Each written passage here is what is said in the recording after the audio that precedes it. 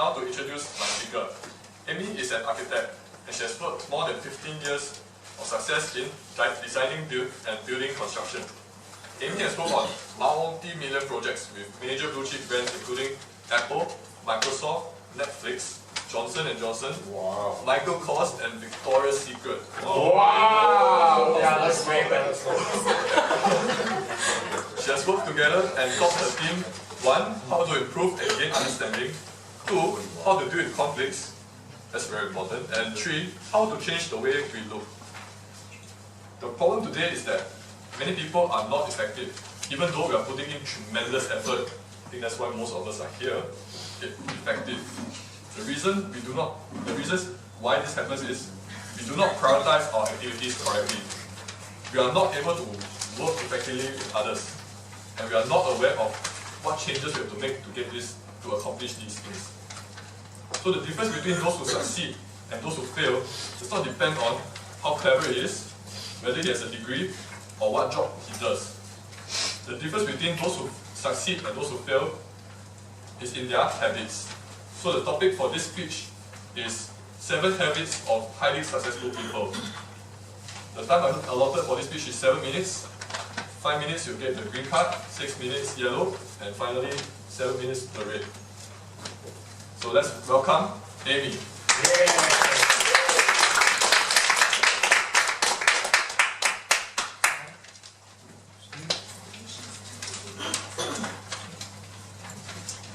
How many of you wants to have a great team to work with?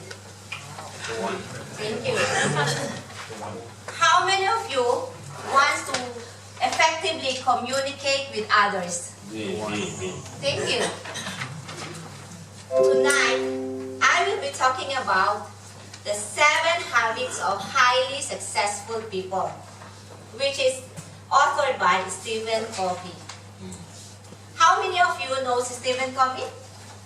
Thank you.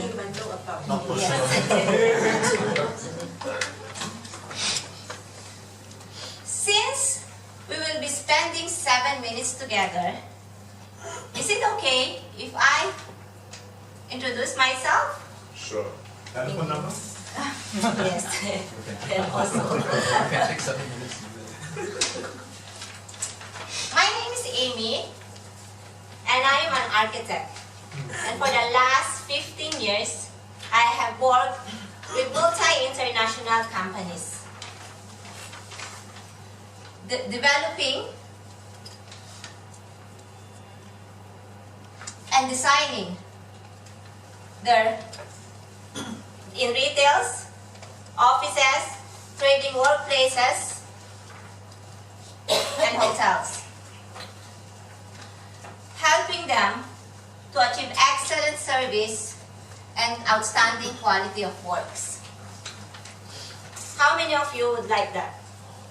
Yeah, I like it. Yeah. Thank you. Inside my house. Go on. The first habit is be proactive. Be proactive means there are 2 types of people. 1, be proactive and reactive. Proactive means focusing on problem solving and not on people, and thinking about the solutions. The second one is reactive. Reactive means that you are reacting to the external circumstances that surrounds you. The second habit, the first habit is first we have the circle of concern and the circle of influence. When you are reactive, your circle of influence decreases because people don't want to communicate with you. But when you are proactive, your circle of influence increases because everybody would like to have business with you and would like to be friends with you and have a relationship with you. Second habit is begin with the end in mind. Means before we start anything in our life, goals or even projects, we have to begin with an end in mind. What is the outcome?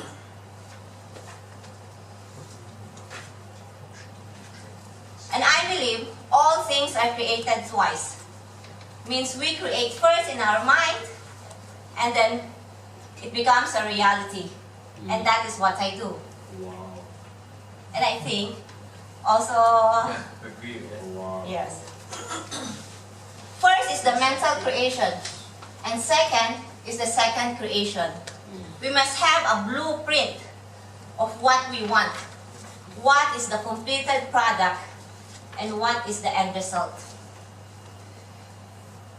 And you have to begin each day with a clear vision of your design, direction, and destination. The habit 3 is put first things first. This is similar to what Mr. Banpeng have said. Eating. You know, anybody knows Brian Tracy? Yeah. Yes. His book is Eat the Frog First. Means we have to do something that we don't like first before doing the one that we like. It's like delayed gratification. Yes. The challenge is not managing time, but managing ourselves. This is one of the quotes in the Stephen Covey book. And in managing our time, we have Q1, Q2, Q3, and Q4. This is what I have taught to my team. First is that Q1 is the necessities, Q2 and Q3 is the distraction, usage of mobile phones, emails, and Q4 is gossiping and excessive gaming, anything that is excessive. Yes. Q2 is the effectiveness, planning, and like in the other habit is begin with the end in mind. Habit 4 is think win-win. In every relationship that we have, or every dealings or business dealings that we have to think win-win, in a win-win situation. That means both of the party wins. That I win, you lose, or you lose, or I win. Habit 5 is seek first to understand, then be understood. Think how the other person feels, or put yourself in the other person's positions. Then you will begin to understand what the others, or your colleagues, or your friends, or your family's situation. And habit 6 is synergy. Yeah, synergize. Sorry. Habit 6 means how do you connect, or how do you communicate with others? Do you only communicate, or do you only have relationship with the people you like? Or can you actually have a relationship even with the people that you don't like? And last but not the least is sharpen the saw.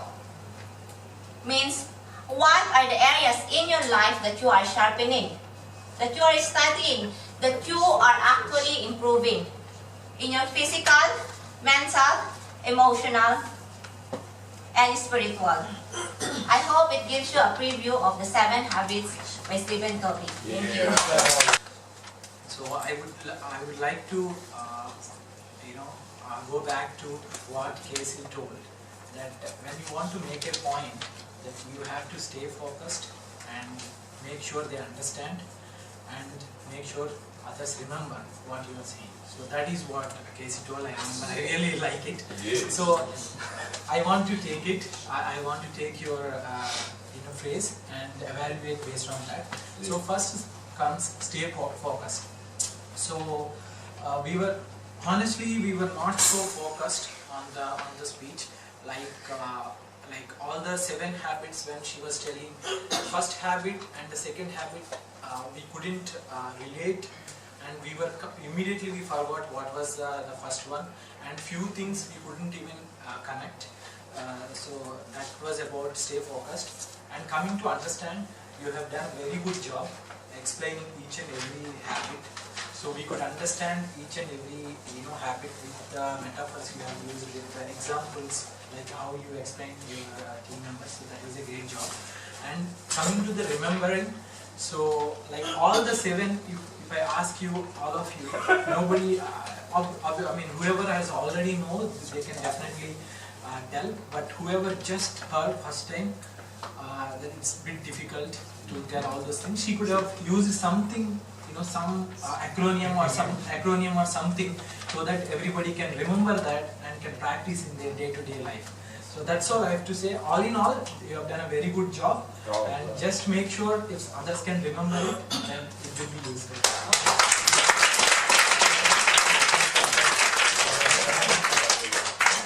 Thank you very much, Ram. Not bad for a first timer, wouldn't you agree? Yes, very good. Very good. Alright, so does anybody else want to volunteer before I go to the others, to the next speaker? Any more improvements? Wow, excellent. That's all welcome. My name is Mary Mary. again. If I were to do the evaluation, I think you gave, it was an information speech, so you gave all the 7. But what I would do is, the one that has most impact on you, for 7 habits, I felt that the one that had most impact on me was the circle of influence and the circle of concern. And my example would be, all of us, how many of us are very concerned about the climate? How many of us are concerned about the next election? Right. So all these are concerns. A concern would be, we are interested, but we have no area of impact. But the area of influence would be where you can make an influence. Like right now, Aimee is in the area of influence. We are now in the area of influence where we can make an impact. So the main thing is to focus our energy on our area of influence rather than an area of concern. So I'm not going to fight about the climate or go and rah and go on this Sunday to walk with Tanjin Bob. I will just concentrate on my area of influence, which is at my Toastmasters club. Wow.